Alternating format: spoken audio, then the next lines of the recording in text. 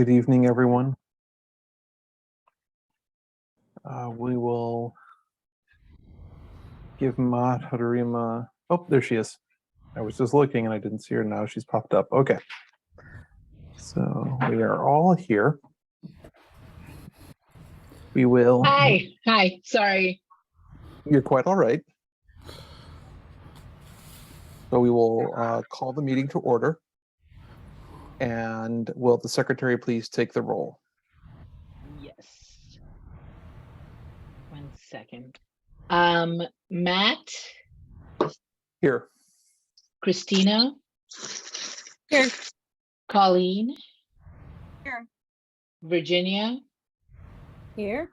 Suzanne, Here. Ted, Here. and Madhurima is here. Thank you all. Now for the decision to conduct a virtual meeting in accordance with the state law and the disaster proclamation. Is there a motion to conduct our meeting virtually this evening? So moved. I'll second. Okay, been moved and seconded. Will the secretary please take the roll call vote? Yes, Matt, Yes. Christina, Yes. Colleen, Yes. Virginia, Yes. Suzanne, Yes. Ted, Yes. and Madhurima is a yes. Wonderful. All right. We will now move on to the approval of the minutes. A revised set of the minutes was distributed this afternoon. Are there any questions or corrections regarding the set of revised minutes that were sent?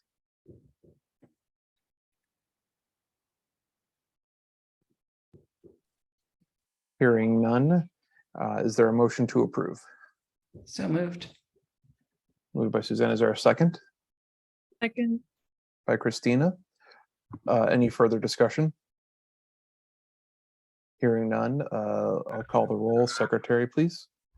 Matt, Yes. Christina, Yes. Colleen, Yes. Virginia, Yes. Suzanne, Yes. Ted, Yes. and Madhurima is a yes. Wonderful. All right, we will now move on to public comments. I received 3 public comments via email. I will read these as they were transmitted. These were, let me pull these up here. The first one was please forgive me if I mispronounce someone's name, Nana Working. The comment reads, "Dear board members, please stop inviting drag queens to speak to children. This is totally inappropriate. Just look at this video that drag artist, in quotes, Hex produced. It is a YouTube link. He promotes drug abuse and suicide here in the time of youth suicides increasing every year. And I'm not even talking about the vulgarity of the language in many of his videos." The next comment was from Russell Working. "Dear library trustees, our library is a wonderful resource for our community and I greatly value it. However, I am not on board with the idea of drag queens reading to children. I am not sure why this has become a nationwide trend, but I ask you to stop it and find more appropriate programs for kids. Sincerely, Russell Working." And then finally,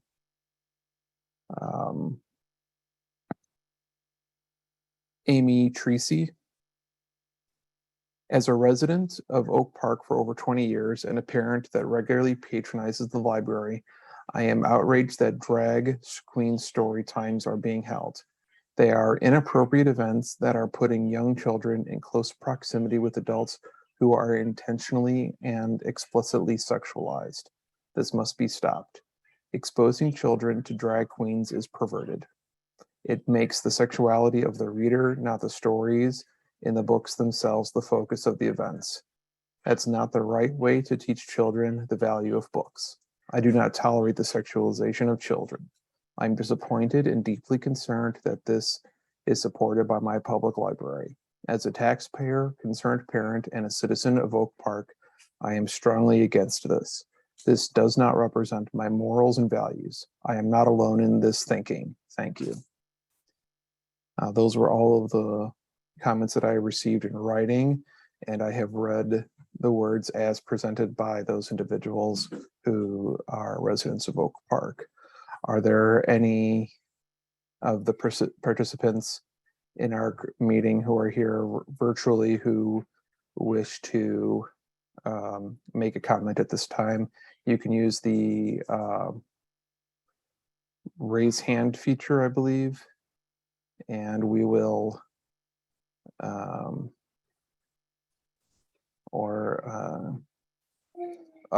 Brian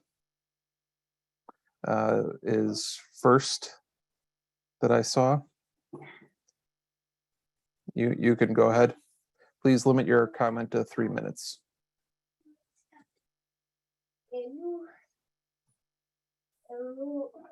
Matt, can you hear me? Is that Brian?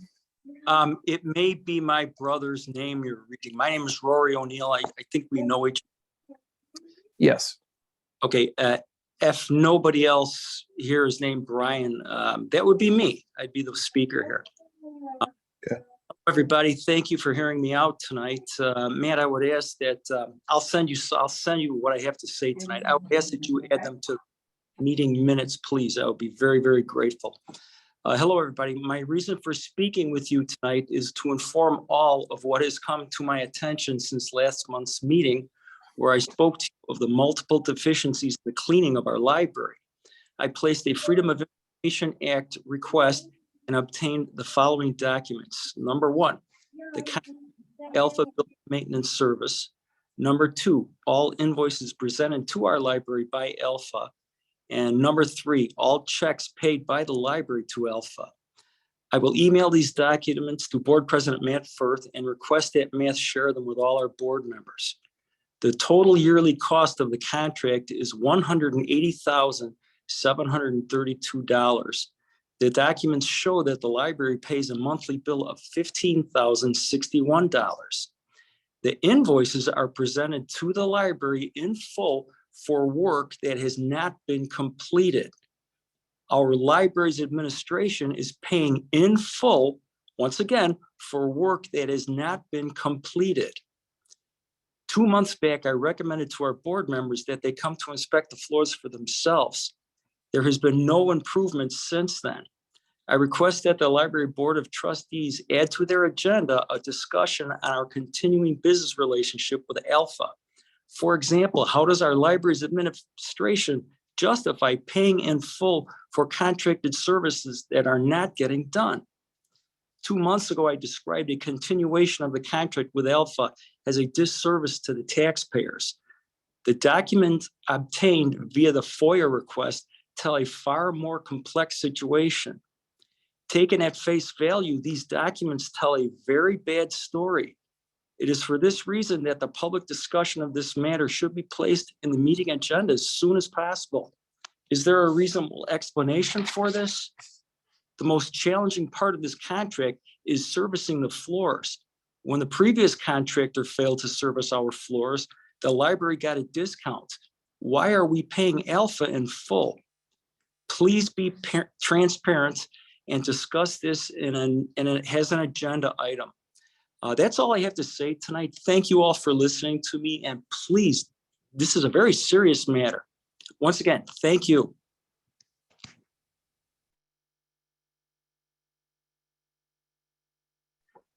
Thank you, Rory. There is another person who's only identified as owner, who does not have a name associated with them. If you could identify yourself and make your comment at this time. Hi, my name is Nona Working, and thank you for reading my comment that I left for your board meeting. This is about drag queens again, and I did receive an answer, official answer from the library, explaining that you are all into diversity and drag queens are some sort of good thing for the children, but I strongly want to emphasize how inappropriate it is. And I wish you guys could see what other drag queens were doing in other public places, such as just spreading their legs for children or letting them rub their crotches. And I just hope it will never come to this in our library, because it should be stopped immediately. You should see how parents all over the country are fighting this insane trend, which came out of nowhere. Why our children are even subjected to this. I mean, what is the next step? Just bringing the striptease artists, or I don't know what else, how to convince you to stop this, because how do we even explain this? Why are these people next to the children? They are adult artists. They should not be close to even 2-year-olds. I mean, I said, as young as 2-year-olds. How can you allow this? Could you please stop this? That's it. Okay, thank you. Are there any other people who wish to make a comment at this time? Is there anyone else? Public comments will conclude momentarily.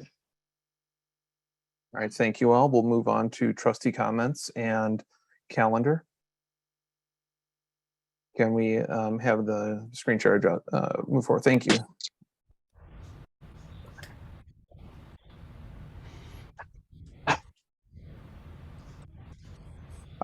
Any trustee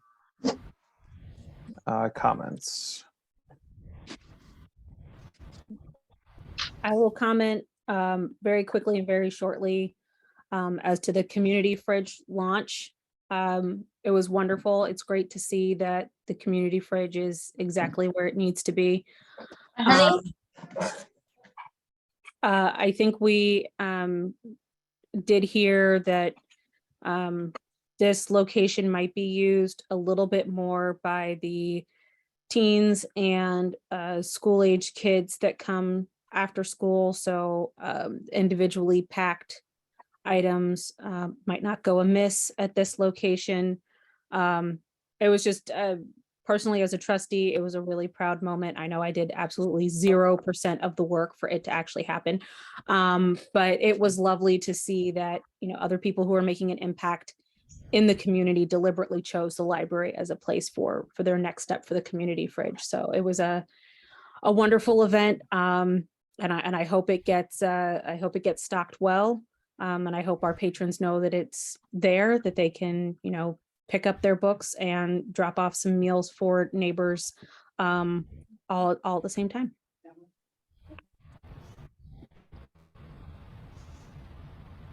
Thank you, Virginia. Anyone else? Lori, do you have anything you want to highlight at related to the calendar for anything upcoming? The Barbara Ballinger lecture is coming up. I hope you'll all be there. It's going to be great to have Natalie Moore there to discuss her newest book, Billboard, and also Doris Davenport leading the conversation. So I hope to see you there. All right. Thank you. Okay. Then going on to our staff reports. Yes, we have, I think, a great report this month on the summer reading program, changes to the middle school space, and our new team for high school, middle school services, and all the fun programming coming up, and also a timely report from our new manager, Matt Bertoggi, who talks about the flooring in the library. So they're all here at the meeting and are ready to answer any questions you have about the report.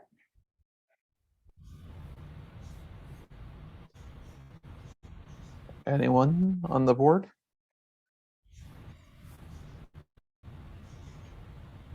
All right, I'll shoot then. Matt, could you, having looked over this, I'm just wondering anything else you want to bring up about I'm trying to find it here for myself. Anything else you'd like to discuss about the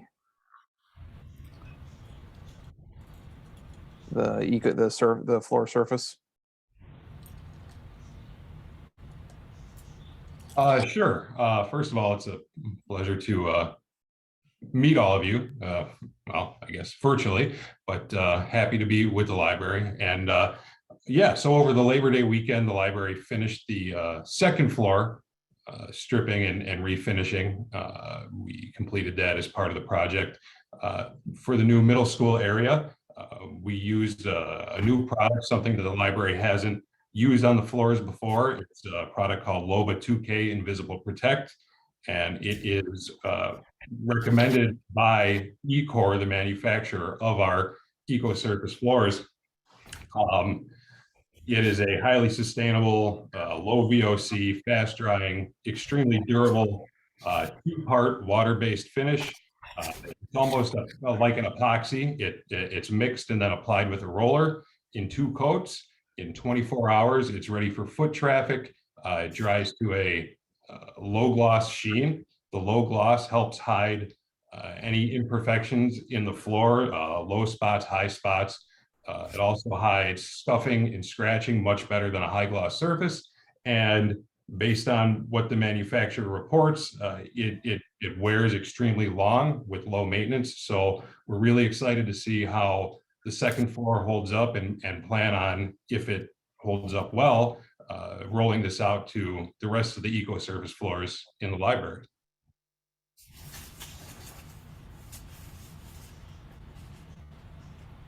Thank you.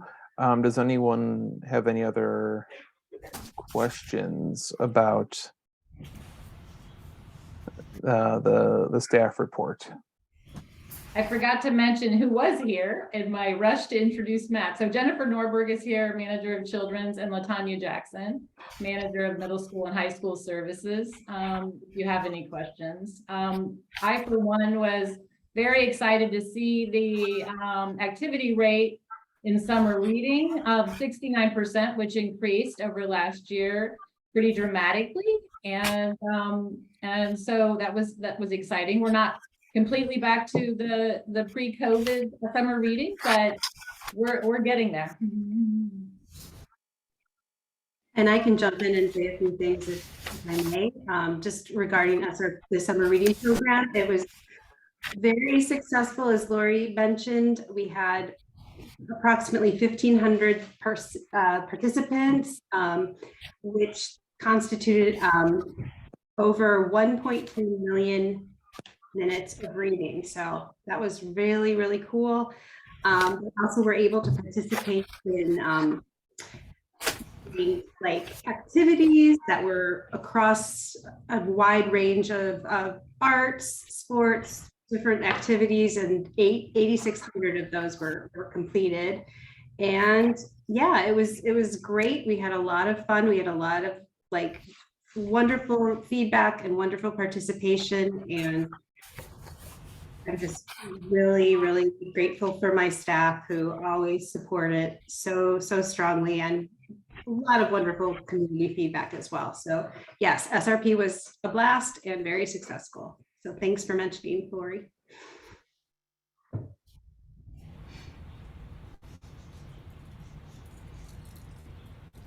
Okay. Any other questions regarding strategic priorities or use statistics?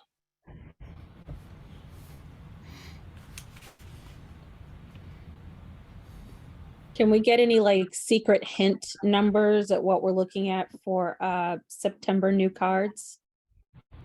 Maybe? Or is it too early to ask? Jody's on the call. Jody, I don't have that stat at the ready. Do you happen to know? Hi, we don't have that information yet, but we're getting a lot of fun photos. So we do plan on including a roundup on performance, as well as different things we tried this year around, in order to encourage people to not only get, but to use, or maybe re-engage with their library card. So more to come.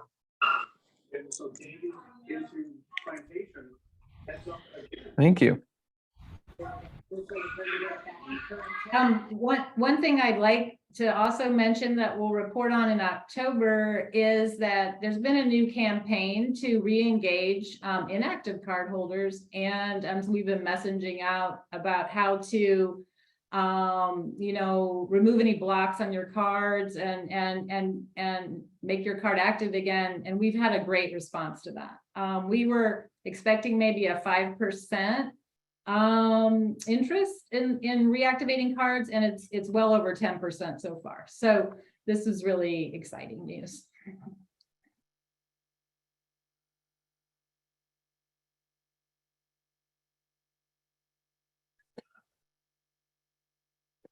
That's wonderful. I know my girls loved participating in the summer program, so it was they were always excited with keeping track of where they were in the hunt. So was this the first time that you all did the photos?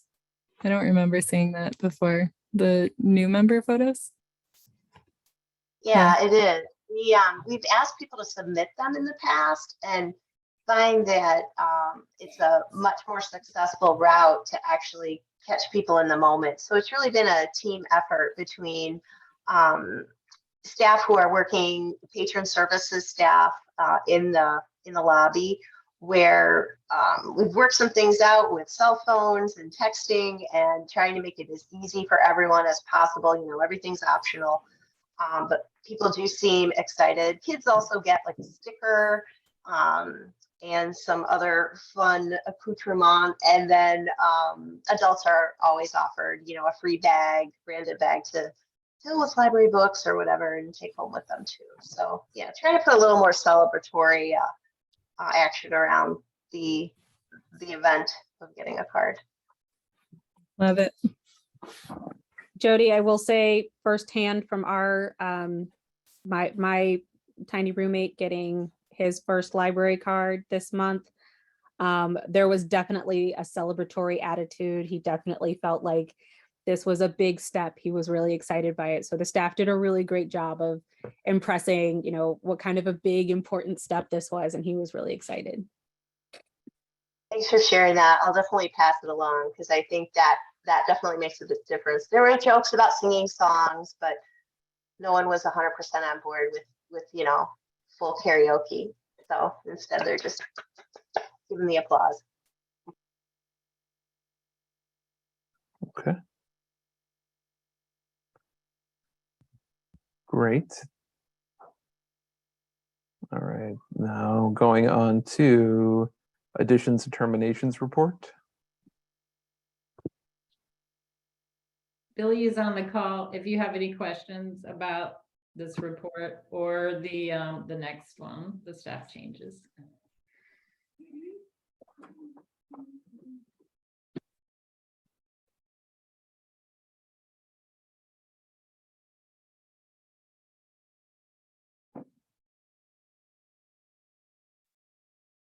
I don't have anything. Does anyone else? I know you all have been working hard to make more full-time staff from part-time, and it shows in this report, so it's cool to see. Thank you, Christina. Yeah, thank you, Christina. I'll add to that. Just, you know, if you're following these reports, you might not know all of the details that happen behind the scenes, but looking at these reports, there's a connection between the termination report and the status changes report. You know, when as people leave, we can make changes, and so I just, you know, I mean, it's kind of the way we've been working through our conversions. Is, you know, we had a patron services supervisor leave at the end of August, and we were able to convert two patron services supervisors to full time in September. So it's just that's kind of our method right now. Okay.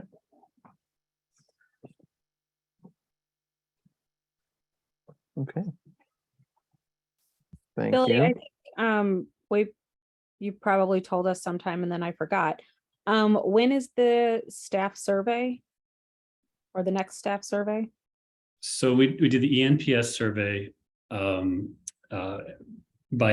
or once every 6 months. So the next one is coming up in November. So it'll be I think early November. So if we meet in December, we might have some information to share there. If not, definitely in the first meeting in the new year, we'll share more updated information. Okay, thank you. Yep. And while I'm speaking, I want to emphasize another point right now. The employment status, what percentage of our staff is full-time right now? So just so every board member is aware, it's about 60% of our staff are full-time, about 60%. And I think when I started back in 2017, and the work where we started from was about 40% of our staff was full-time. So, you know, it's a lot of conversions. I mean, translating that into people, I mean, that's like 23, 25, about 25 additional full-time people that this library has today than what we had in 2017. 25 people.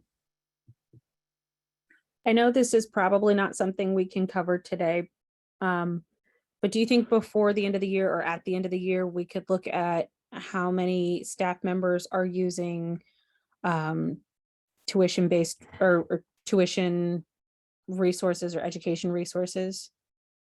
If you're looking for the tuition reimbursement, tuition grants that we offer, yeah, I have that information. That's something I could prepare for either October or November. That would be lovely. Yeah. Yeah.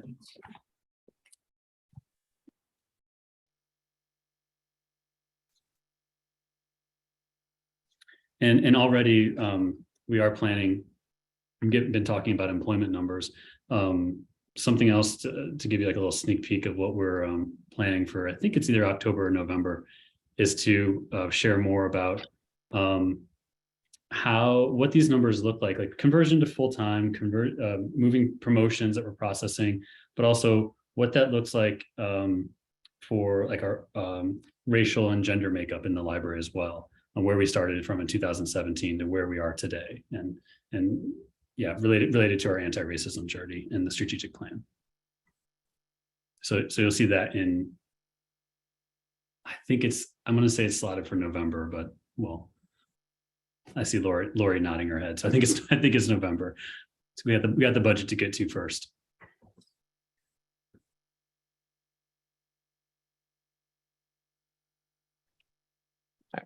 Excellent. All right. With that, and speaking of the budget, I think we'll move into our financial reports.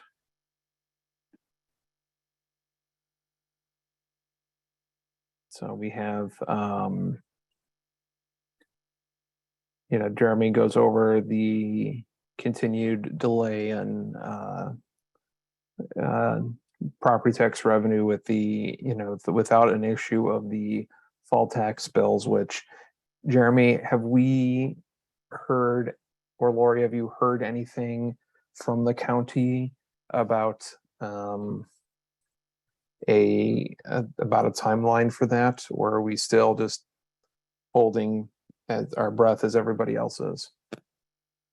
Actually, just there's an article came out yesterday from Chicago Sun-Times, and it talks about County Board President Tony Freckwinkle going to try and get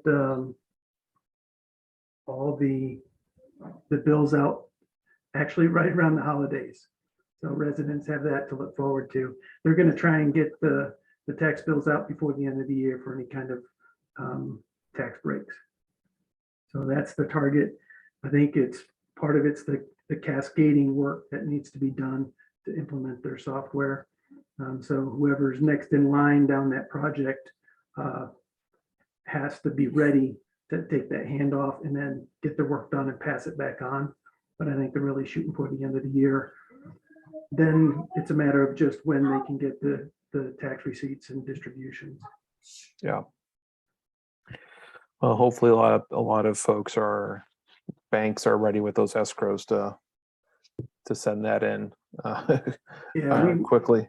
Yeah, well, I won't get ahead of the discussion. Yeah, obviously.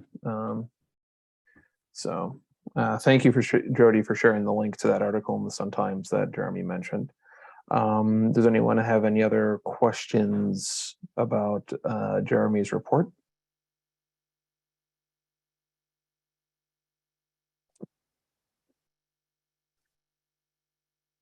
Okay.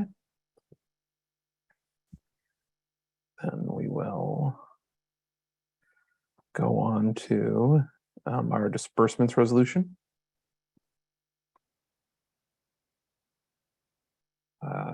Are there any questions about the disbursements report as presented?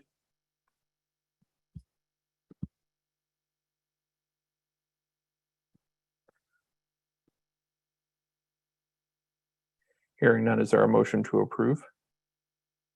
I did have one minor question. We've been talking a lot about the newspaper subscriptions, print versus digital, and I noticed that we had a bill for newspaper subscriptions, Chicago Tribune, under print materials on page 40, but for the Wall Street Journal, it was for $1,500 for digital. So are the newspapers going to be considered print or digital at this point?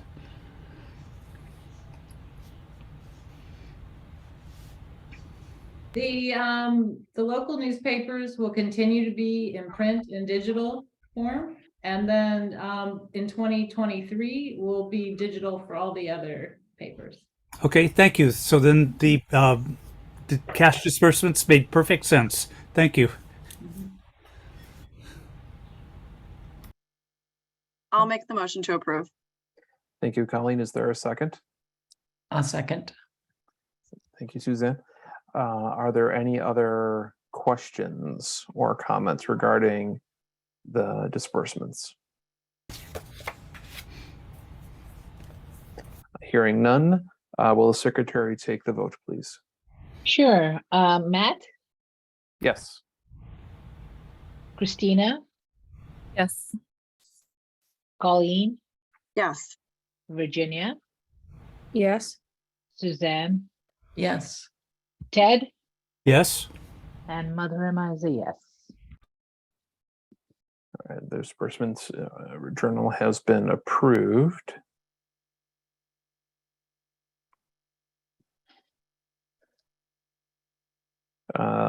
Next is additional reports. iGov. Good evening, everyone. Our last iGov meeting took place before the Sustainability Forum, so a large chunk of our agenda was taken up with that. I hope that event was a success. Maybe I'll be able to come back to you all in October with a report out on how things went. We did a little bit of talking about the candidates forum slated for late January.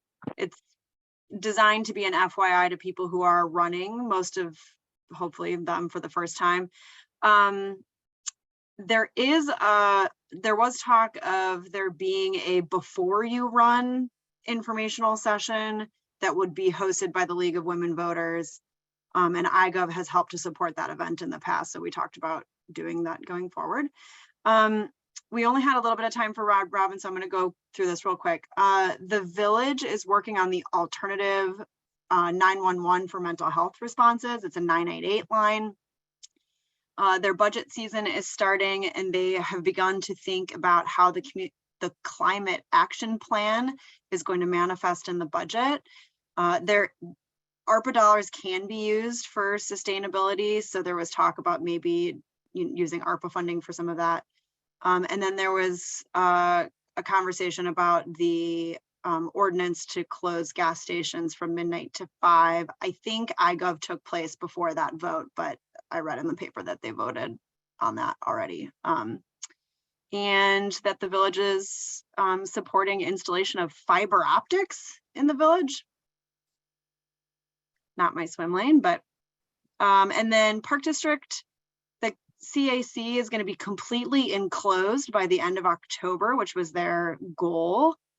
D90, D97, and D200 are talking about bringing back the equity board, which apparently has been dormant for a few years. And then D200, they have a new 4-year teacher contract, and they have a lot of work going on in facilities. The key elements are completing the internal building work and then work to frame up the next major part of the Imagine project. The fields are included in that, and they approved that at their last meeting to go to bid to do geothermal underneath all of the fields, which is exciting for our planet. And that's all I've got for MyGov.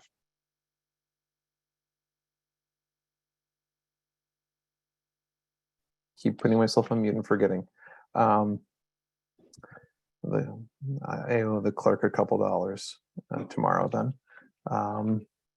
The COG did not meet since our last meeting. It was scheduled but then canceled. ILA legislation and advocacy is moving towards the ILA conference in October. I am helping facilitate the panel on advocacy in talking with legislators, Representative Kathy Willis, and State Senator Laura Murphy have confirmed to be participants in that panel to help speak to library staff and trustees who attend. That'll be on the 19th. I'll make sure everyone gets information if they would like to attend.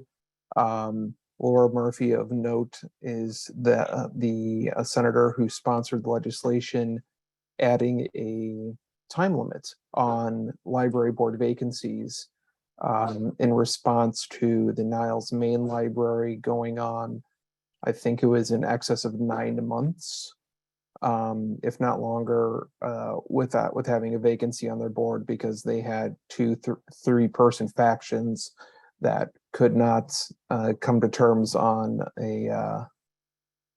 someone. So since they couldn't come to terms on that, on an agreement of someone, the state librarian, aka the Secretary of State's office, made an appointment, and one of the sitting library trustees promptly filed a restraining order to prevent that person from being seated on their board. So that continues to be an ongoing issue there. But Senator Murphy is well versed in public libraries advocacy, has been being a part of that effort to address. So we will have that. I'm happy to be a part of that programming plan. Planet Green. Yes, Planet Green was anticipating the wonderful sustainability conference that was done by iGov, and I believe that Jeremy was there for that. Jeremy? You are correct, Ted. Yes, I Yes. was there. Yeah, I was on a panel with Park District, D97, and then Oak Park River Forest High School had their sustainability, their teen group actually did a wonderful presentation as well. So it was nice. Mine was quick.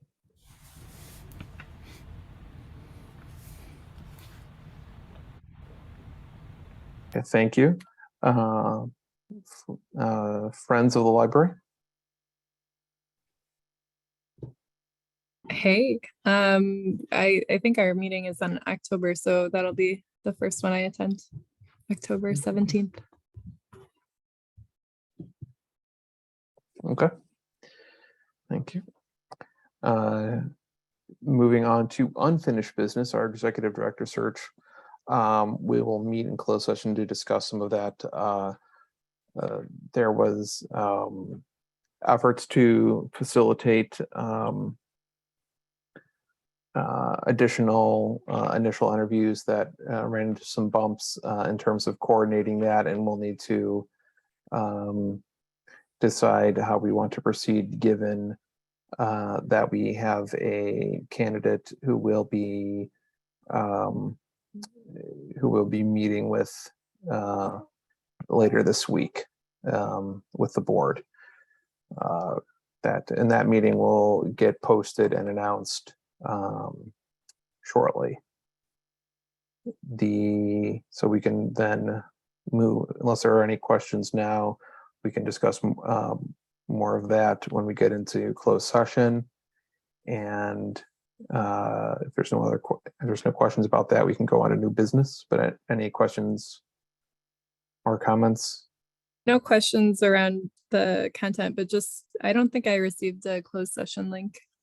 Okay, it was in the same email as the general session link. They were in the same email. I think she put them in different colors.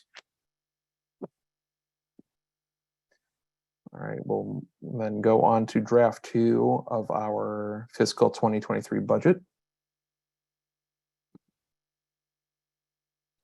Yes, so Billy is here to talk about some additional budget projections for different staff raise scenarios. I will turn it over to Billy.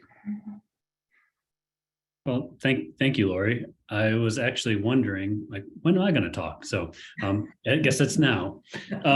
So I don't know if you can scroll down. It's page, what is it, page? I'll probably get there by the time I find out what page number it is. I'll just wait. There it is. Scroll back up just a little bit. Okay, so this, thank you for having me back again. And I'm glad to present this information.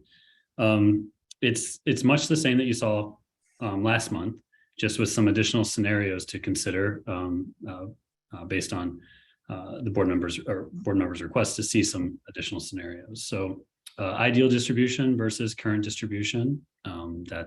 That's what we're seeing. It's the same as what you saw last month. If we don't do pay increases, you're going to see our staff, majority of our staff, the vast majority of our staff will be paid below the target midpoint. And then if you go down to the next page, what you're seeing here is the current distribution numbers, assuming that we don't give pay increases, where do these positions, like where do these people fall within the pay grades?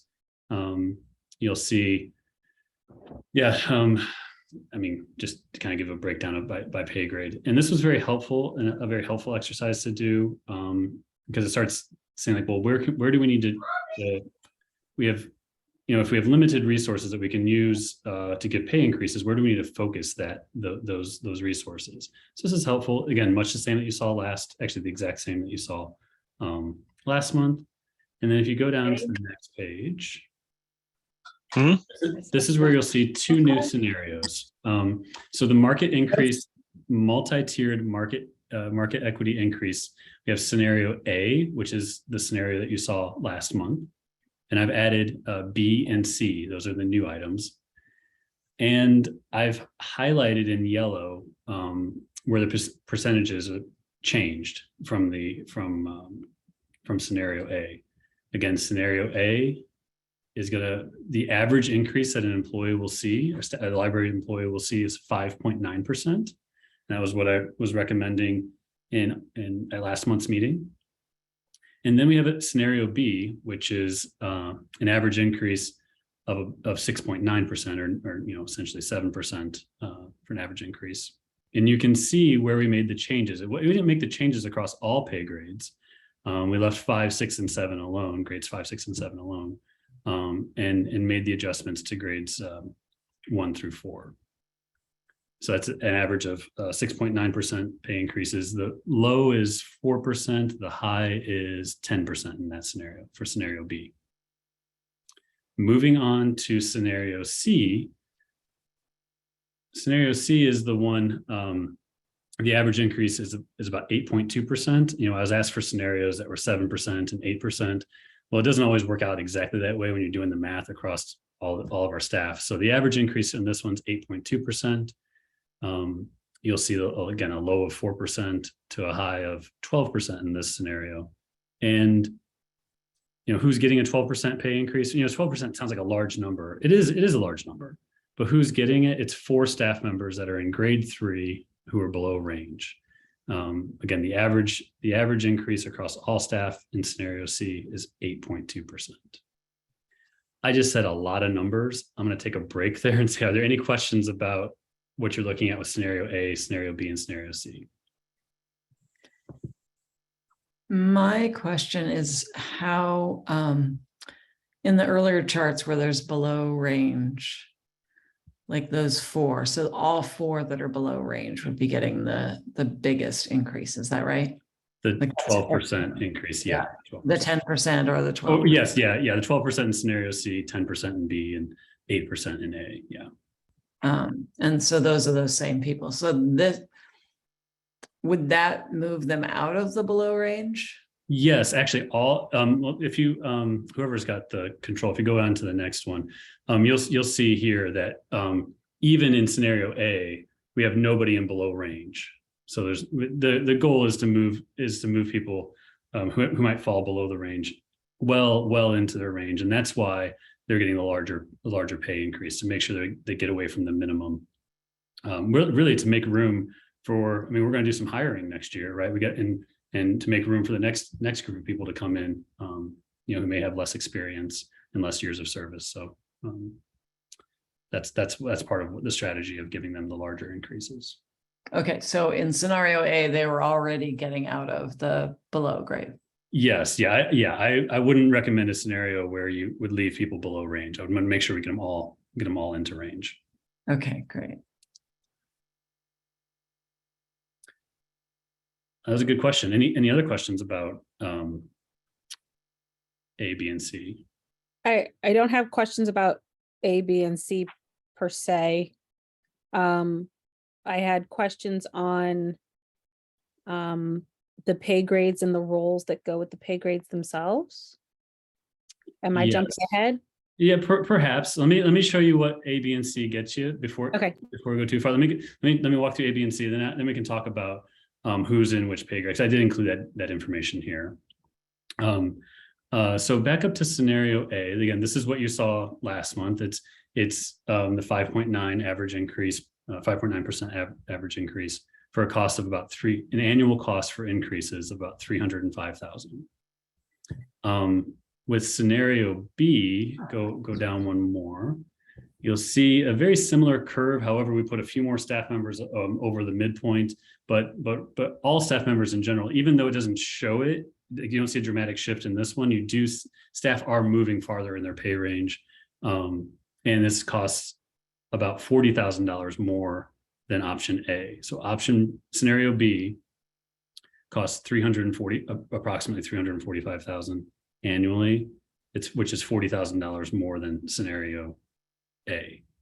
And again, the average staff member increase in this scenario is 6.9, essentially 7%. And then moving down to scenario C, this is where we got a lot of staff over that midpoint, and we got that bell curve going on. It's a steep bell curve, but it's a bell curve nonetheless. And this scenario C is about $405,000 annually, which is $100,000 more than scenario A that you saw previously. And since these meetings are recorded, you could go back to last month's presentation where I was talking, and I was trying to estimate like how much like an average of 8% increase would cost. Whatever those numbers I said were, they were wrong, because I thought it was going to be cost like double, but double like what it was costing. But this, I realize I'm going to say these words with the privilege that I have, but it's only $100,000 more to make the progress that we're looking to make. I know I'm saying only $100,000 more, but you're talking about, getting staff basically paid where they should be and where they should be in the market. And why did it not cost as much? It's because we didn't touch grades 5, 6, and 7. Those with the higher salaries, we didn't touch those. When a few percentage points goes a long way for it can make a big difference for those that are in grades 1 through 4. So that's what you're seeing here. And I really appreciate seeing, the big movement in grades 1 through, is it 1 through 3 or 1 through 4? 1 through 4. Yeah. 4 is the librarian and librarian-like positions. Yeah. Okay. Do you think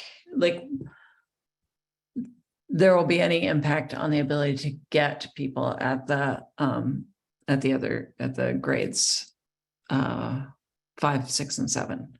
If you said, if we end up needing to do that, I very much support making the changes at the lower grades. Just wondering, is there any impact that you can foresee? Not at this time. There's plenty of, we don't have a wage compression issue. You're talking about supervisory, management, and director level positions. The ranges on grades 5, 6, and 7 are wider than 1 through 4. And the reason the ranges are wider is it allows those staff members more time in that range to so they can grow and take their time to grow into those roles.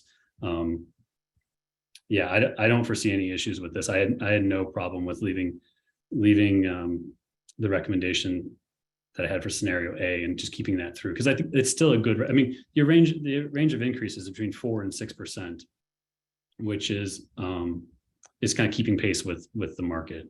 Where we can make the progress is the grades, especially grades 2 through 4. 2 through 4 is really making the progress. Thanks. And sorry about Virginia Mudharim, I didn't see your hands raised.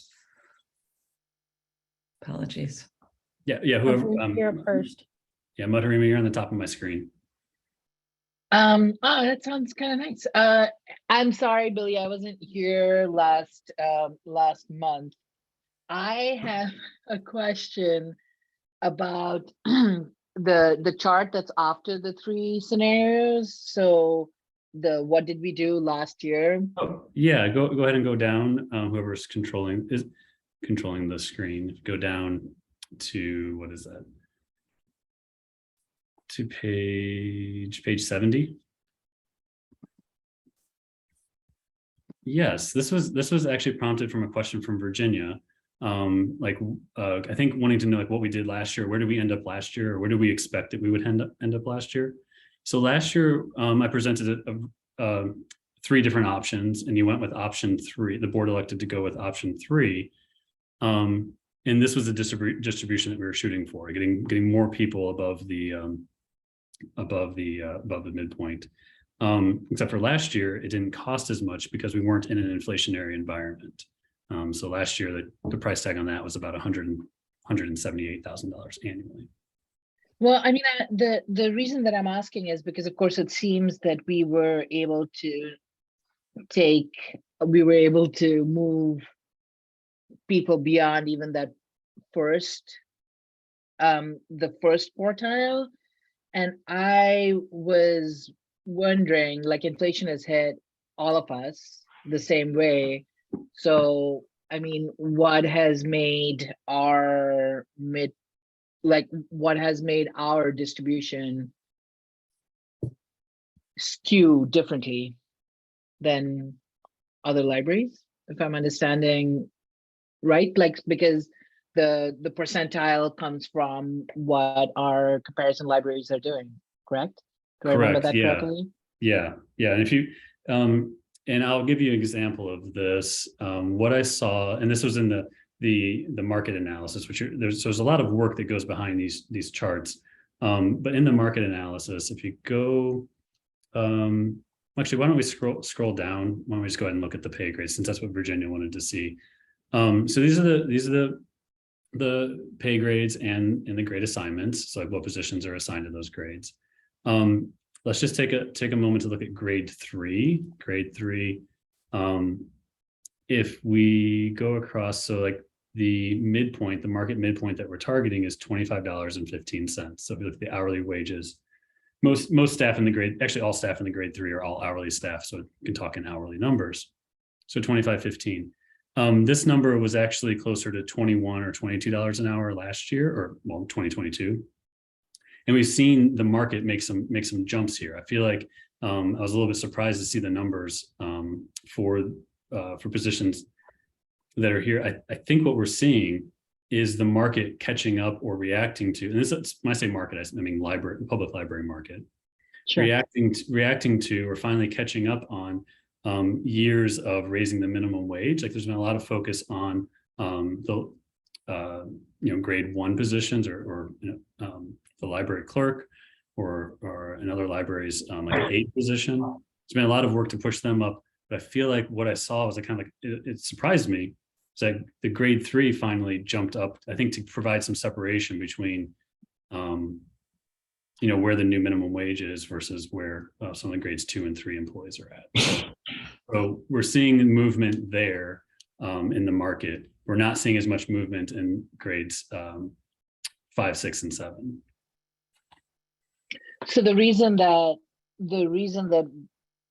so we were a little bit ahead of the curve for those grades last year, and let's go back up one to page 7. Sorry, that's okay.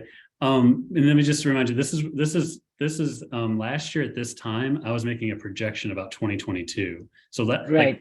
So in 2021 I was making a projection about 2020. This is where I anticipated we'd end up. I don't know where we actually ended up, so that's why we do analysis every year. I actually think what happened was, we have a number of libraries that we compare ourselves to that aren't on a calendar year fiscal year, and so they might be giving pay increases in March, May, April. A lot of people giving pay increases in June, and as those happened, and in this inflationary environment, like I feel right now we're in a position where we're trying to play catch up. We're trying to play catch up to those that have already made the moves. What we did last year was anticipating, I think, an overall shift of about 2%, 2% overall. But I think that was a little too conservative. So. Okay, so I mean, I don't know if like the point of my getting clarification is clear at all, but I mean, I understand that the thing that we're looking at, I think it's that, for me, I think it's on page 64, is what our current distribution is. So that is where, I'm assuming that's where we ended up, regardless of where we anticipated. But it does seem like what we were saying is that we were trying to get ahead a little bit of the market, but we weren't able to do that with our. No, I think the market did better. Yeah, the raises we gave last year were appropriate, and I'll stand by that. We were appropriate for the time with the information that we had. However, and if you can go back up to page 64. When I talk about current distribution, it's not it's current as of today, like it's September of 2022, with 2023 market assumptions layered in. It assumes that the market is moving away from us at a minimum of 4%, and in some cases as high as like 6%.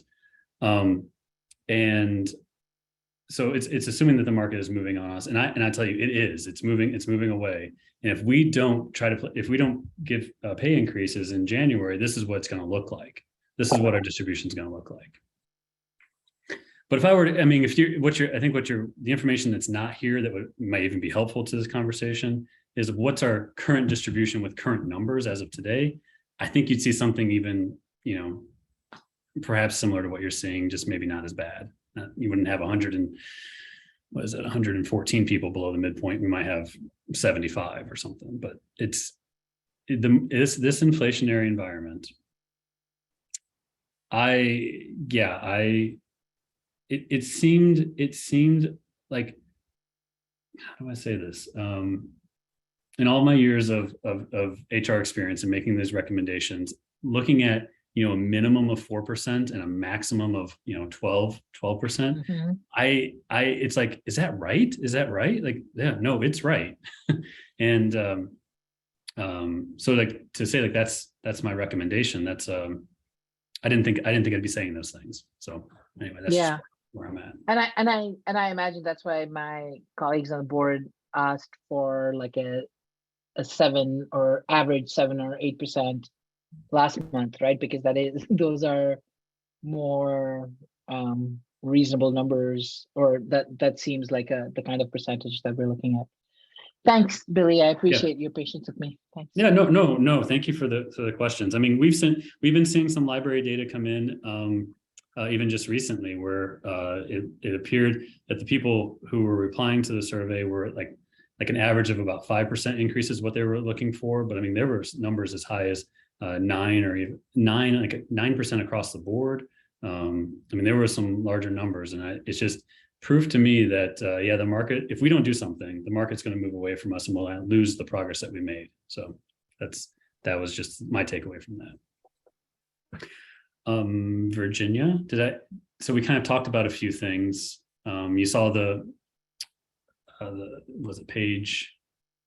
Yeah, what is it? Page 71? 71 has the information that you're asking about, but then also page 70 includes like, where were we at? What did we do last year? So I have hopefully 2 questions. I think only 2 questions. Don't hold me to it.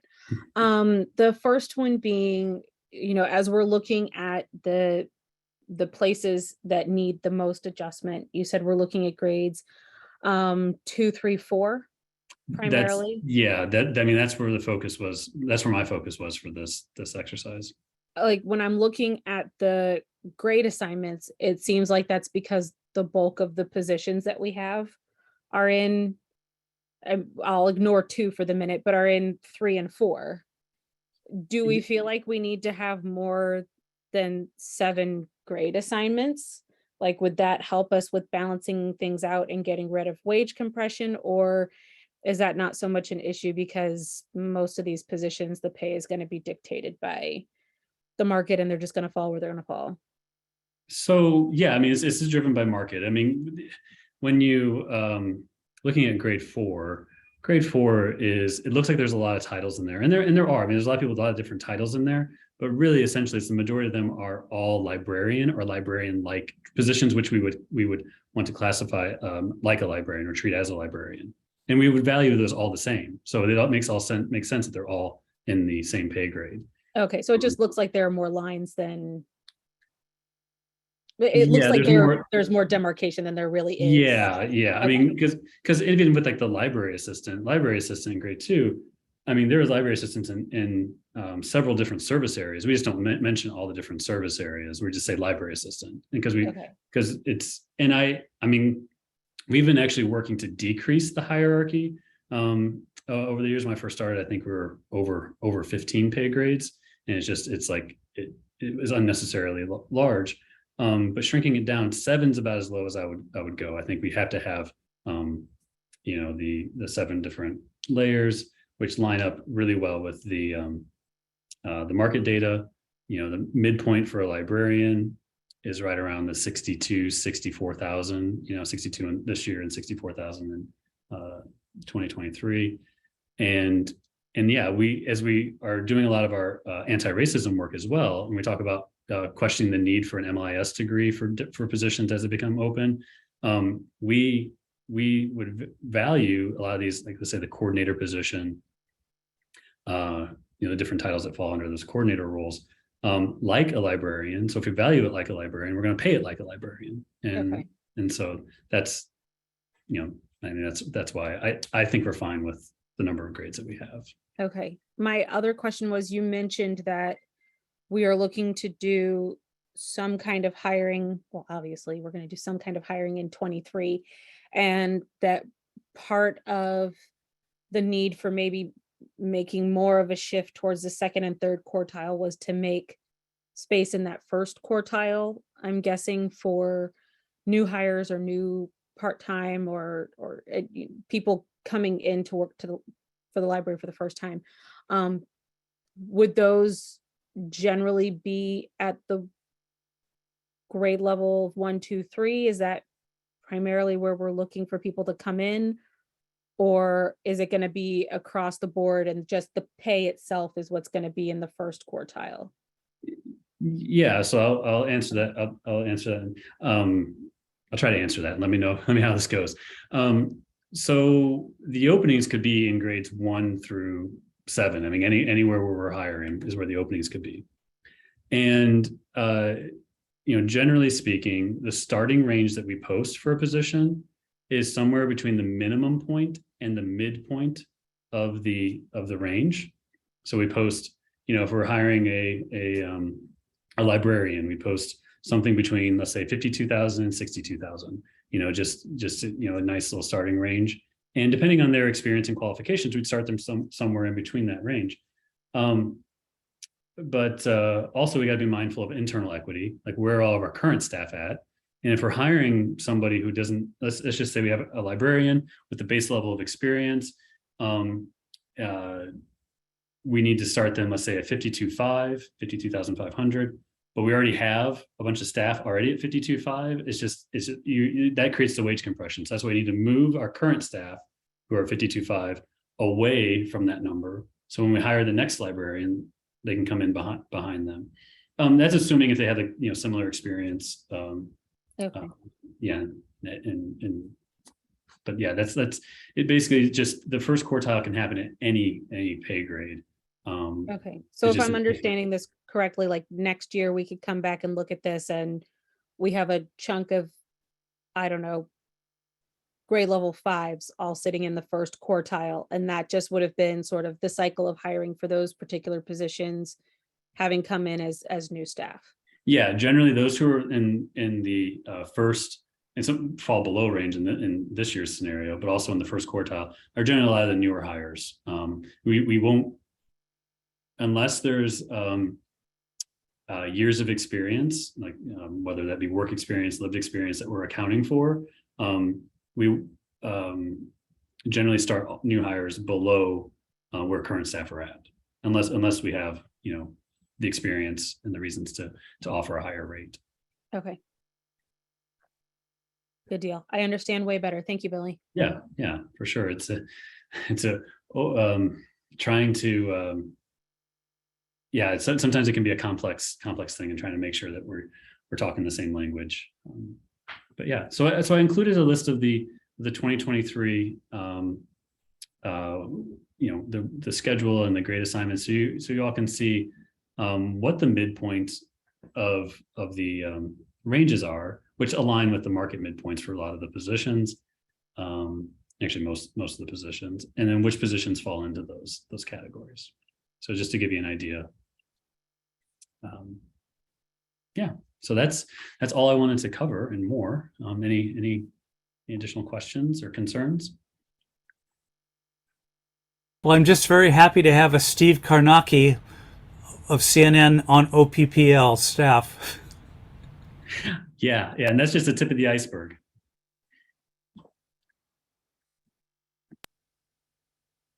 I like that analogy, Ted. I'm a big Steve fan.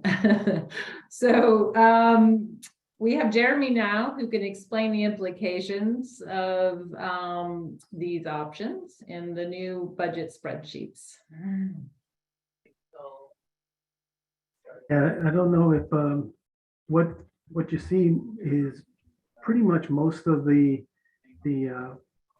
budget planning from all of the management team as well. And in this scenario, Billy, correct me if I'm wrong, this is option C that we have listed in here. I'll correct you here. So it is, I've included option A, because that's what we recommended from last, that was the recommendation from last meeting. So I went ahead and just ran the details, assuming option A. But if you remember, I talked about option B costs $40,000 more and option C costs $100,000 more. And I mean, that's kind of how you can think about the costs. Those would be additional costs of what you're seeing here. And so with that in mind, everything else is at this point the best estimate that we have going forward for what we'll need in 2023. So that would be the only change that we would be looking at going into October's meeting. Okay. Does anyone have any questions regarding the numbers and the proposed budget that we have here in front of us? I guess I have a pretty basic question, which is just given that there's this delay with us receiving. So I mean, like, what are we gonna do? Like, you know, the thing, Jeremy, if I understood from your report, was that we're expecting some kind of indebtedness. Is that correct? Do I understand that correctly? Yeah, Jeremy? I mean, we, as it is, our projections still, you know, are on track with us having enough funds in the fund balance to get through February without any changes, no problem. I expect with the second tax bill going out in December, we should be receiving those funds in time. But I think to be prudent, that's what we're looking at. I mean, there's a couple different options that we have. Probably the simplest and safest would be a line of credit. And that's what, at this point, seems our best option. I do want to verify, and that's where I think, you know, later in the agenda, the discussion of this. So if we want to talk about that now. Basically, it's like a line of credit on your home. If you use it, you get charged for it. Once we get the tax revenue, we can pay that back. I think there may be a pre-penalty payment on that. And I did verify with, this is Byline on Primary Checking, who we've been talking to about this particular option. And they said that interest rates would be basic, you know, we could do it a floating prime. And so we'd have to look at the cost on that with interest rates rising. That's something to consider. But then we would also have that backup if that first or the second installment of this year is late, and then also the first installment of next year is delayed as well. There's been some consideration of that. And so that's really what I'd like to do is, you know, have some conversations with Virginia as a finance officer to see kind of where we're at. These are the options, and then bring something in October to take action on for the board. That's why I asked Lori to make sure that we have this on there so we can have this discussion. So this would really be a safety net for us, for the library, to say, if that's delayed past January, February, we have this option working with our primary bank to cover that until we get the tax distributions.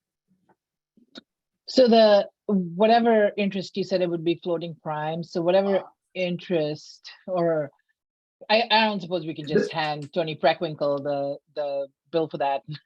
Well, No, we delivered that to Fritz. Actually. Okay, all right. There is an option of Cook County has, I think it's 300 million that they had available to local governments who may be impacted by this. There were some stipulations with that you had to have less than 4 months of reserves in order to apply to qualify for that. And so we didn't meet those qualifications. Because we're financially healthier, too healthy. Right. Yeah, pretty much. Okay. And so I did have a conversation with the finance director at the village, and, you know, kind of ran it past him, the idea of maybe borrowing. I'd heard that through some conversations, borrowing from the village particularly since they have the art funds available, and which is why the expectation is that they won't increase their tax levy for this coming year. So that's a conversation. He said he could look into that as well. I just want to make sure, I mean, and I'm cautious like that we don't get caught out and have everybody scrambling for this money right at the end. I know I spoke with another library similar to ours, and they said, oh, we're good. We have enough funds to get us through the end of the year. And I wouldn't be comfortable with that. So that's why I think we still have some information now. Linda's been doing a great job getting everything ready, getting all the documents together. So in September, we should have all the information that the bank needs. So then it would be just a matter of resolution, and it should be a relatively short time period. They said we could get it all started within I think 4 weeks. So if we get this is the direction that the board chooses to go, we could have it all kind of sorted by the end of November, and we'd be in good shape heading into December, and then in the beginning of the next year as well. And I do want to verify that if this is something that we weren't to need, that there would be no charge, or what would the charge be? So we could look at just the carrying cost of that. So I would be surprised if there was no charge at all, but that would be something that we'd want to verify and have that option, and still look into the idea of Cook County if we need it, see what those options are. But it's just getting closer, so I wanted to make sure that we had this discussion. So if this is the thing, with working with Virginia, we could come in and have a good discussion and maybe take action on it in the October meeting. Thank you, Thank you, Suzanne. If I recall correctly, at our last meeting, Jeremy, you were going to be meeting with like multiple banks about multiple options. And so now you're saying that you think that the line of credit is the best. I was just wondering if you could walk us through kind of what what happened and how you landed with that. Yeah, I think with the others, you're basically I think there would be additional costs to that. With like the tax warrant is basically the other option. Meeting with Cook County, that was the option. But since we didn't qualify for that, I don't want to kind of rest my head on that. The other option, I did meet with the community bank in Oak Park and talked with them about the tax warrant and that option. And I think for speed, cost, and simplicity of that, the line of credit would be the better option. And I can pin down details, for the October meeting to say, here's the options, and we can have that to make that decision. Okay. You said for speed, cost, and what? And efficiency. I mean, the tax, yeah, I think the tax warrant, from what I remember, there would be additional cost on that. And then the other thing with the line of credit is that we would have that through the middle of next year, to where if that initial payment was delayed, we would have that line of credit as well to back us up on that. In the tax warrant, I don't think was the case. So we may have to do that again if we were to have the first installment delayed next year. Okay. I think it would be helpful for October to kind of have it somehow charted or something, like this one would give you, like when you're saying you think that the tax warrant doesn't give you the second possible installment coverage, and one will have this additional cost, but the other won't, and all of that.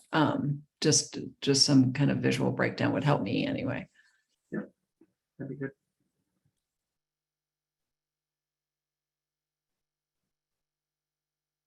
Yeah, ideally, I think we won't need any of it, and then if we can get out of using any of it with no cost, that would be perfect, right? So we still got to figure that out with Cook County, or the line of credit if there's no charge on that.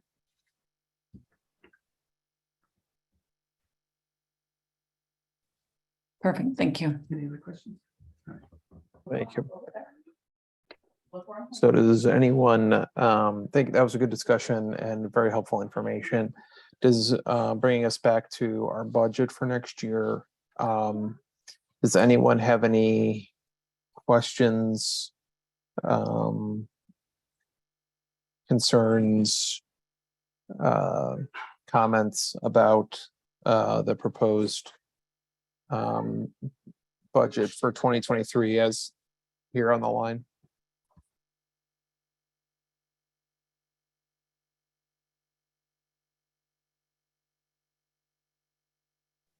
All right, I have a few that I wanted us to check on. I saw that we're dropping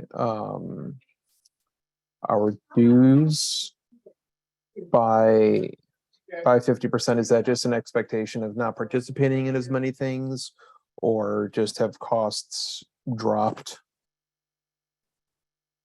I also want to make sure we're not missing out on any professional development opportunities for staff by not participating in items under talent development. Yeah, so I can try to answer that one. So let's see here. So we're anticipating, so this line is used to pay for like professional memberships for staff and other, and a few other memberships like the library to belong to like ALA and I think the Management Association, and just a few, I'm sorry, HR Source, a few variety of dues. And I think the 2021 actuals were under 10,000, and we're projecting that this year will be under 10,000. In 2020, the actuals were, I think, what's that, 17,000? Yeah. But that included we were I think we were members of the ULC, and I think that was, I mean, there was a cost associated with that. So we're trending out the costs, and we're seeing that we'll be able to stay below 10,000. So I mean, it's you know, that's just where we anticipate it to be going forward. Yeah, so I mean, I feel comfortable with the $10,000. I think it reflects more what we actually will spend, this year going forward. Okay. And then I noticed we are really upping our legal fees budget. I know we've been dealing with a lot of FOIA expenses this year from a variety of sources, both local and afar. Do we anticipate that continuing to be an issue for that, or are we just playing it safe? I mean, we're going from 5,000 to 9,000. It's not the total dollars is not huge, but percentage wise, it's notable that we're going up that much. I'm just wondering, do we anticipate that trend continuing since we appear to be the popular board in town? Yeah. Now that's really less about the FOIA and more about the contract negotiations. Okay. Yeah, the FOIA is minimal on that. Got it. Okay. If correct me if I'm wrong, Lori, but I think that's where most of that lion's share lies. Yeah, it's the union negotiations. Okay. Good to know. And that's been progressing though well. We're in a good spot with them. Okay, good. I know that's been going. So that's something, if that gets wrapped up this year, then that may be it, underspent next year. Hopefully. Okay. Hopefully, let's hope. All Yeah, right. we may be bringing a ratification of an agreement in October. That's our hope. That would be wonderful news.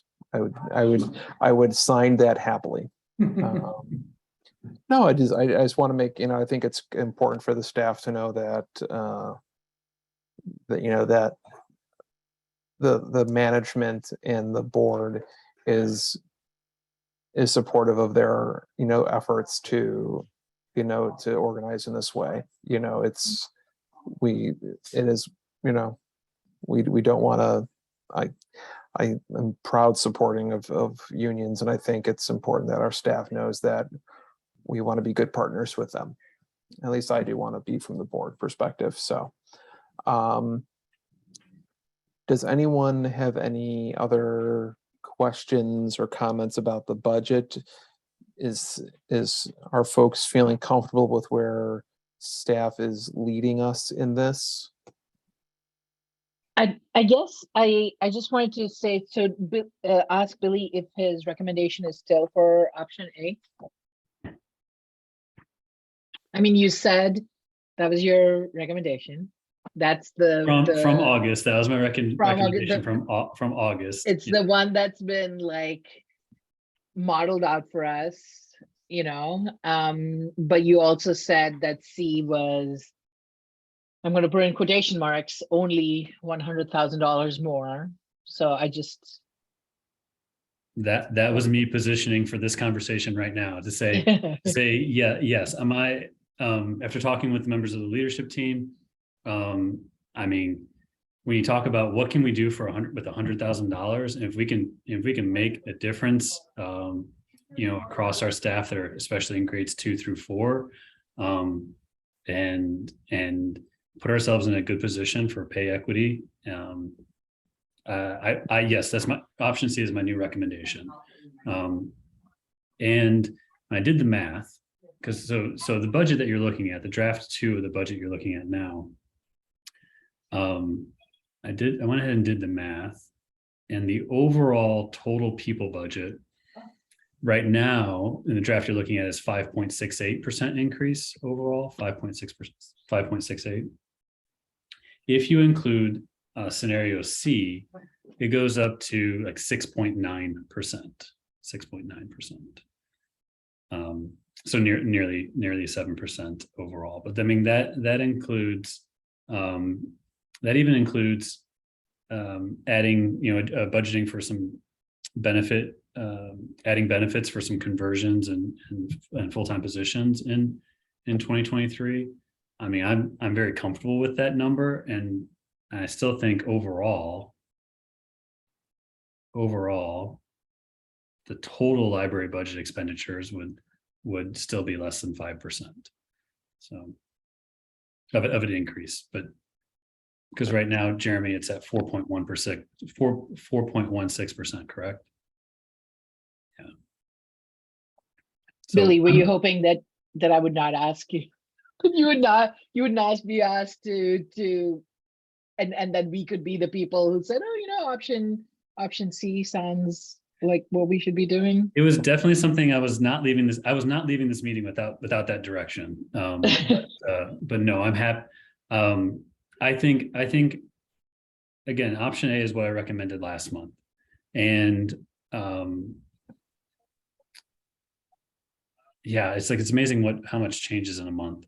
And I think seeing more recent survey data from libraries about what they're doing with pay increases, and just seeing what the $100,000 more option gets us, and that bell curve, and putting more of our staff, especially in grades 2 through 4, above the midpoint, where a lot of those staff members have been here for years and they're still not above the midpoint of their grade. And it's like, if we can make that happen, yeah, that's my recommendation. It's just, can we fit it into this overall budget? So thank you. That'll leave to you all to decide. Virginia. I guess I don't know who I'm asking, because I feel like it's unfair to ask Billy to be more clairvoyant than we've already asked him to be. But given what we thought we did last year, how much more running do we think the market can do in the next 12 months?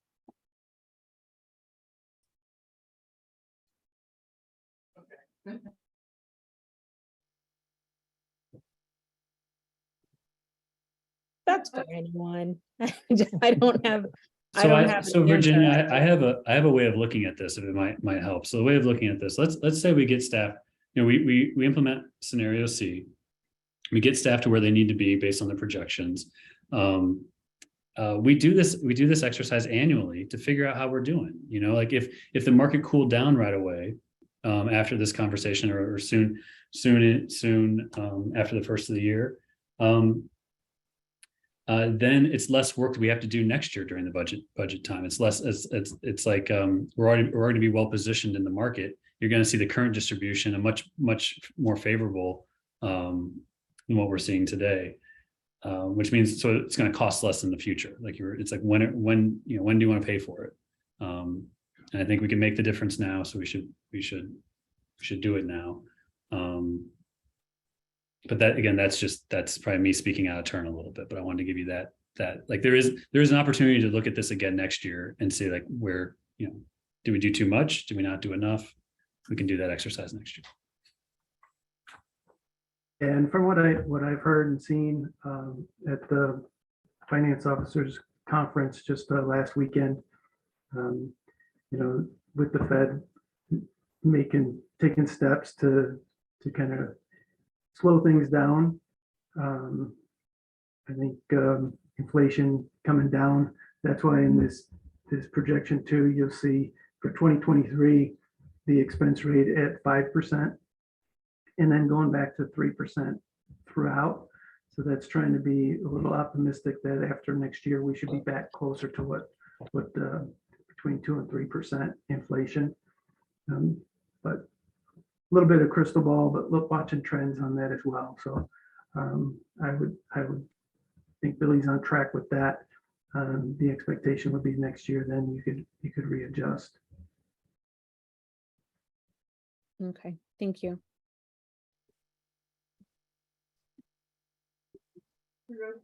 So I think staff would, you know, as they were pointed out previously, had recommended Model A, but if you know, given you know recent trends, you know, wouldn't say no to B or C, especially C.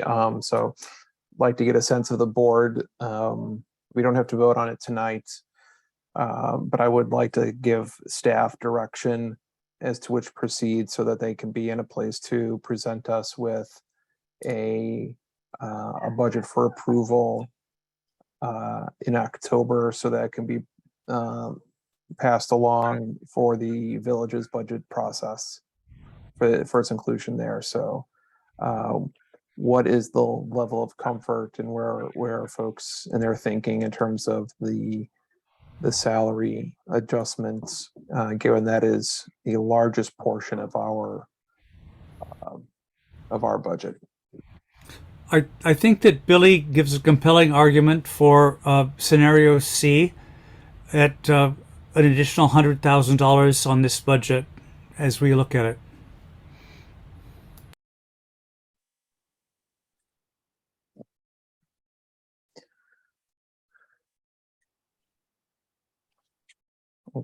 Thank you, Ted.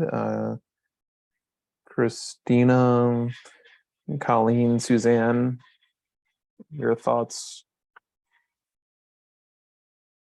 I am supportive of C. I think to me, like back when I met with Billy, he said something that really stuck with me, which is that the staff is the library. And so to me, I do think it's really important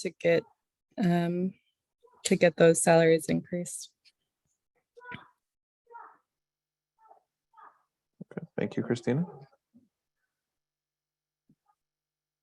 And yeah, I think the fact that it does impact 2 through 4 primarily, and I really think that's in line with what we've been talking about and where our priorities are. And I really appreciate being able to see those numbers played out.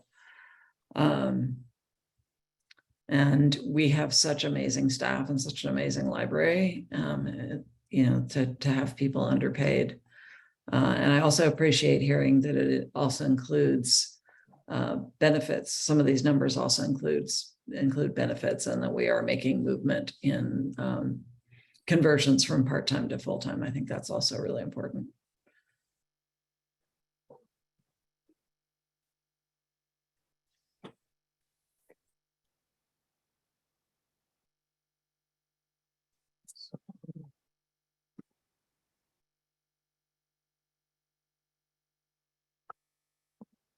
Okay, so what I'm hearing from my fellow board members is that we are directing staff to proceed with Billy's Model C as they move into our final preparation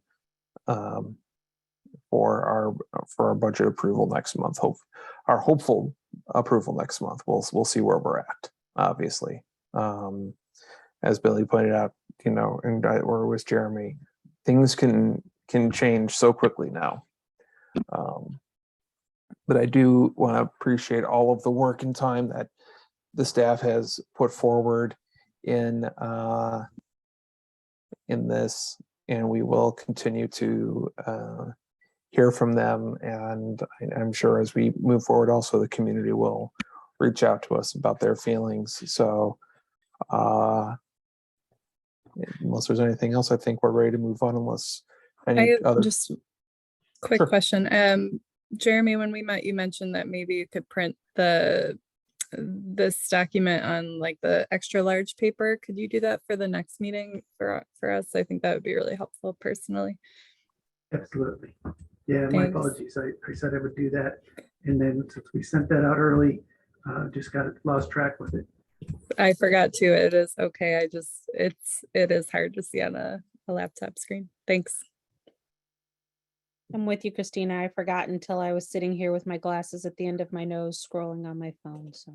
And I can get that as soon as we get work with the staff to make sure we update all these numbers and get them as accurate as we can heading into that.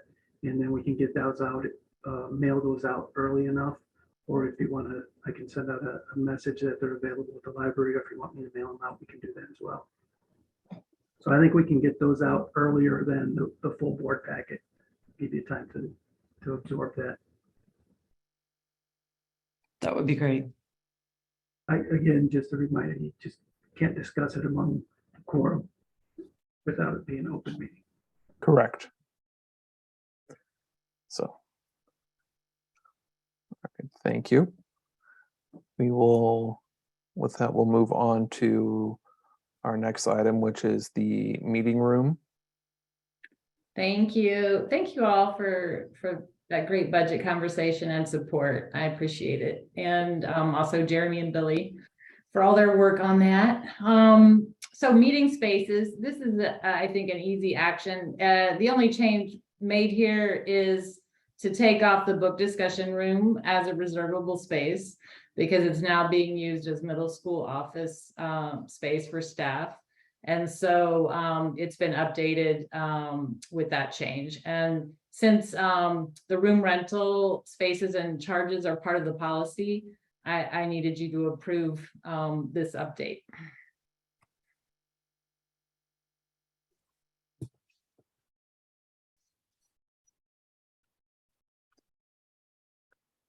Does anyone have questions about it, or? Was it just that was the only space available for an office, or was the usage down from people reserving it?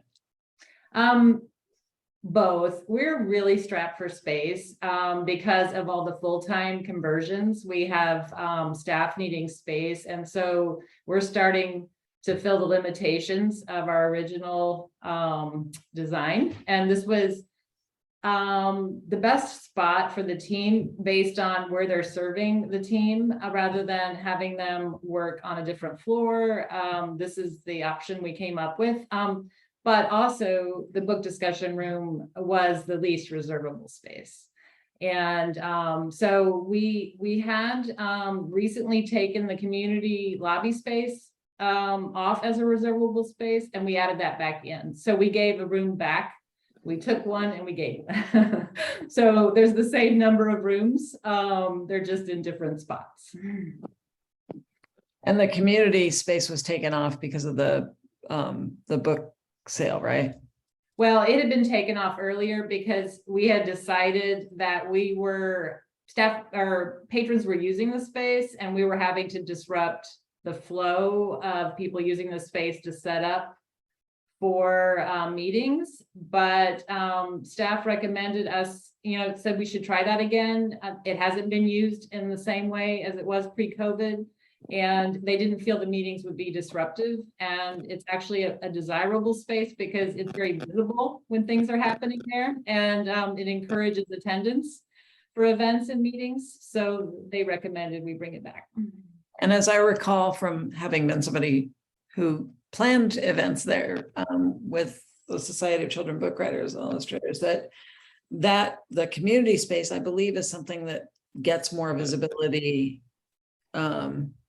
in somewhere else, either on the website or in a newsletter or something. Is that correct? Or is that old news? I'm not sure about that. Jody, do you have thoughts there? Hi, could you ask the question again about? I might be remembering it wrong. I was thinking that the community space, there was some desirability for that for groups, because not only was it like visually, kind of visible when people walk in the library, but also I think that there was some posting about it either in the newsletter or on the website or something, but maybe this may be old news.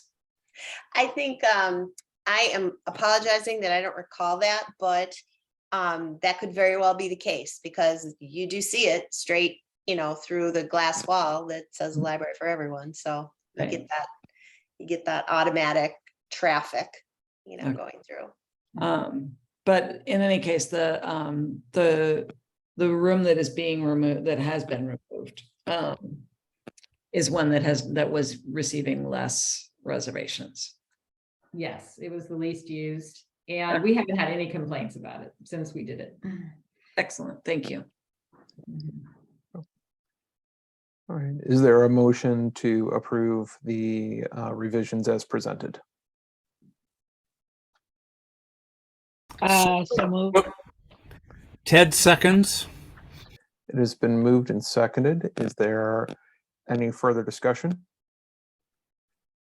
Hearing none, will the secretary take the roll, please? Yes, Matt, Yes. Christina, Yes. Colleen, Yes. Virginia, Yes. Suzanne, Yes. Ted, Yes. and Madhurima is yes. Okay, thank you. That is approved. Thank you all. Next is, and I believe the last thing before we go into closed session, is a resolution I wanted to bring forward regarding support of library staff collections and programs.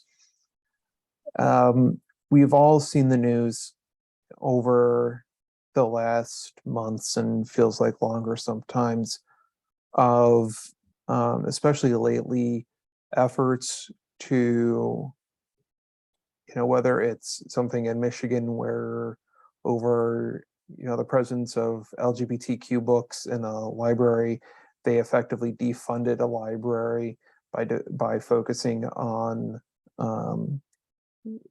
items in the collection that were positive and affirming for the LGBTQ community, to, as came up earlier, a drag story time being shut down in Downers Grove, voices in schools, libraries, by marginalized, historically marginalized authors, authors from those communities. I wanted to put something together that I hope the board will support, to let our staff know, and library staffs everywhere, that our board, and hopefully other boards, stand with them and support them in their efforts as those who are the front line and face of our organization and do so much hard work for our community. So I'll read it now, and of course, open to suggestions for edits.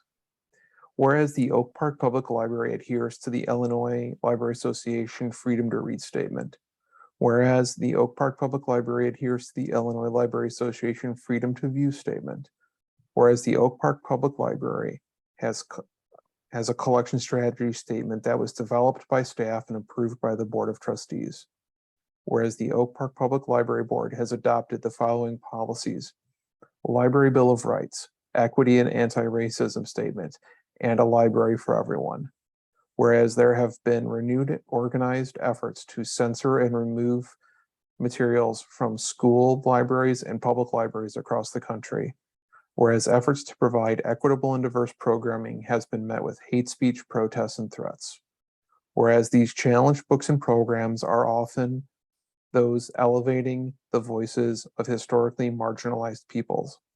Whereas it is the role of the Board of Trustees to govern the library through budgetary and policy decisions, not to manage day-to-day operations.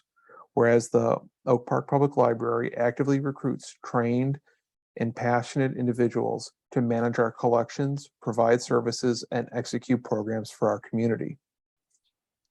Resolves that the Oak Park Public Library Board, one, supports its professional staff in the decisions they make in selecting the collection materials and programs that in their judgment best engage with the community.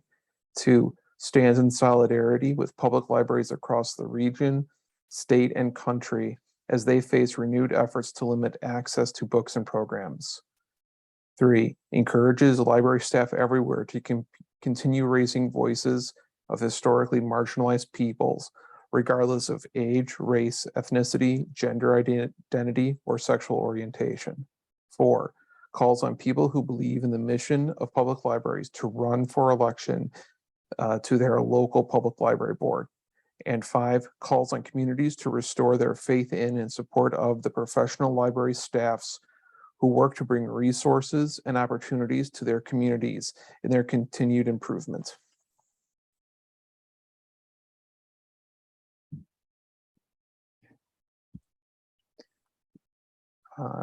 Jennifer?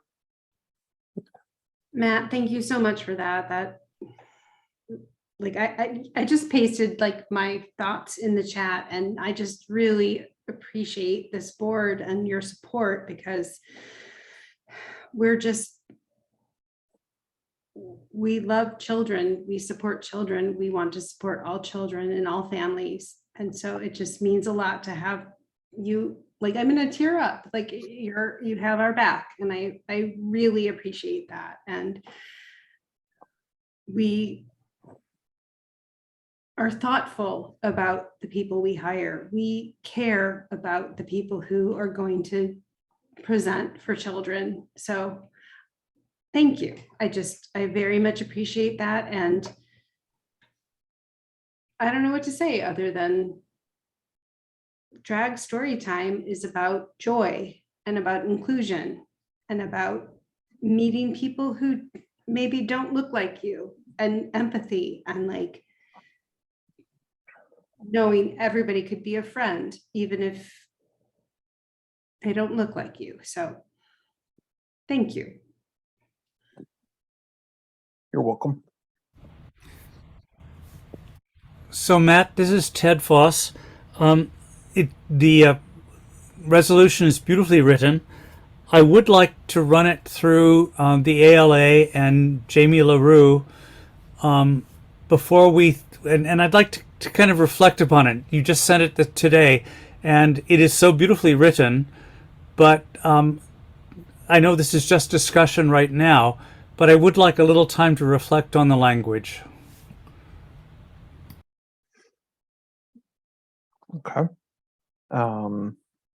Yeah, this was not marked as an action item, but we'll definitely have it, I would like, I did share just with today, it's taken me a couple days to hash out everything I wanted to say in it. But I welcome feedback on it. But I would like to move on this no later than our next meeting, because I think it's important to not just to have this discussion and have this before our board. Because I think it is important that,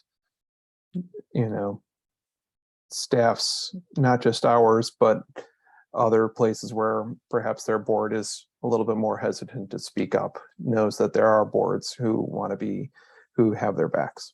So.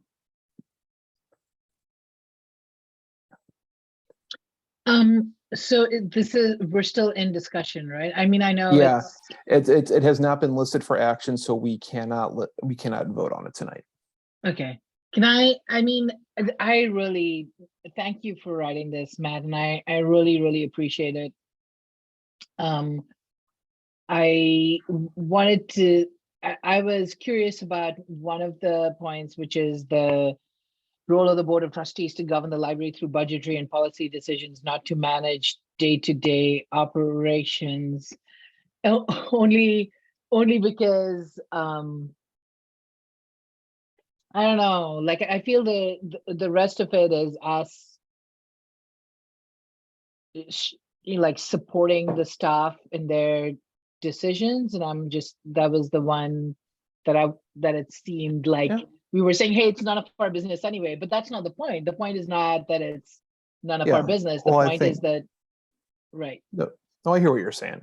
And yeah, I think it was, I think that came on the heels of reading about events in the Niles Main Library District of their board putting a hiring freeze on for almost a year, reviewing every single job description, reviewing every single hiring decision, and going back and doing these from a board level auditing and getting into the weeds of the daily operations and dictating what individual staff should be doing with our time.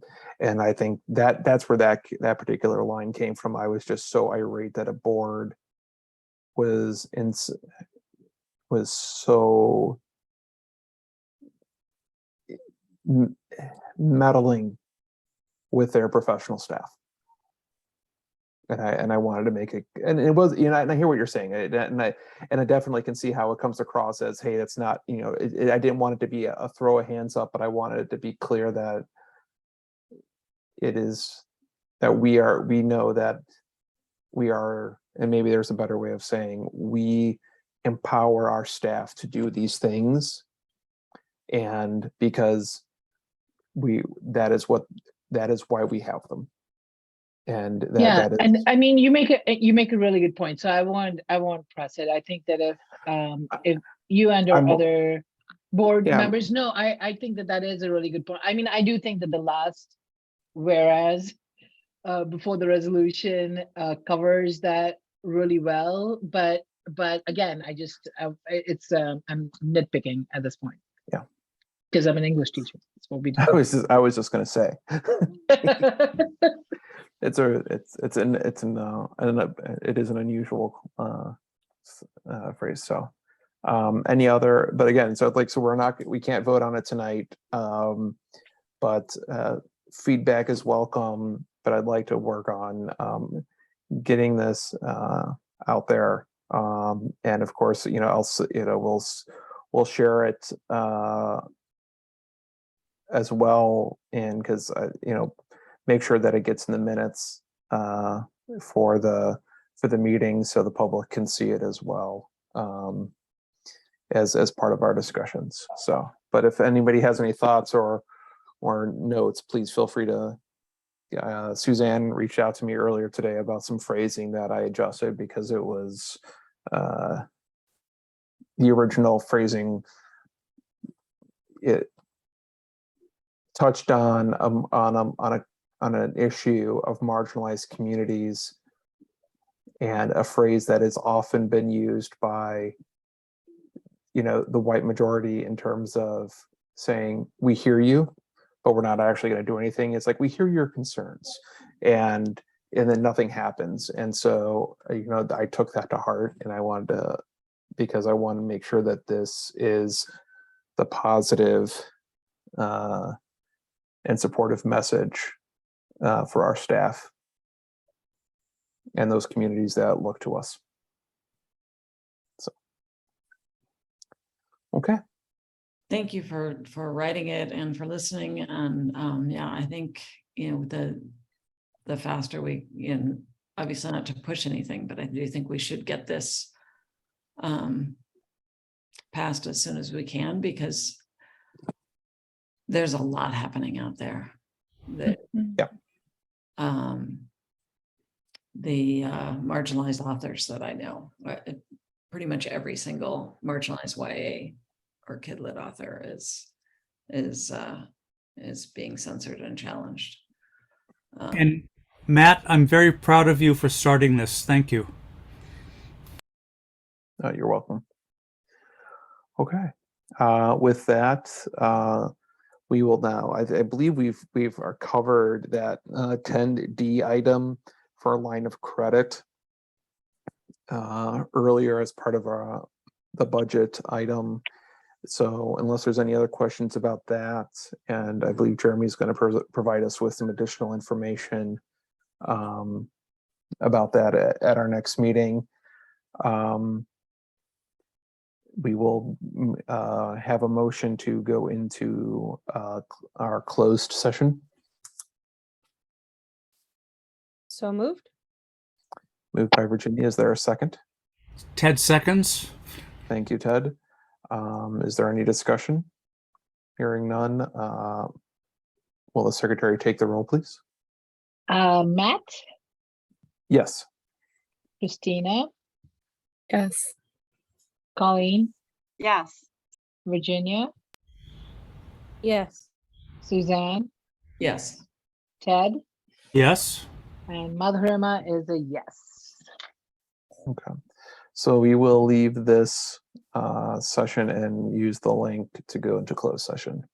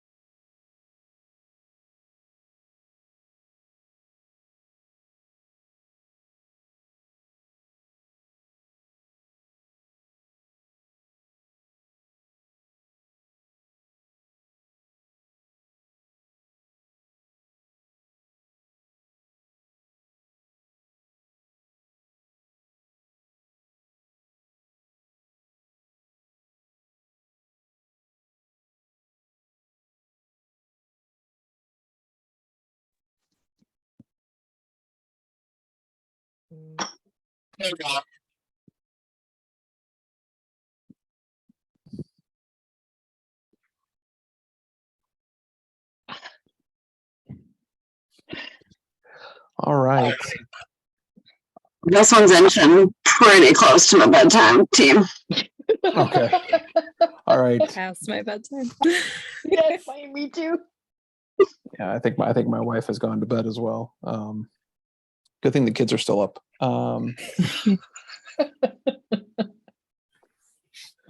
No, Caitlin will like fall asleep mid-sentence. That girl goes until she stops. There's no wind down with her. It is. My house is suspiciously quiet, so I completely understand.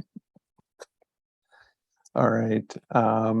Lori, I will follow up with information about Friday and regarding our meeting, as well as the planned staff event as well. And with that being said, I believe we have concluded our agenda. We've concluded our agenda business for the evening, and I declare us adjourned. Thank you, Night, everyone, for your late night efforts and your time and energy. Good night, all. Good night. Good night. Good night. Good night.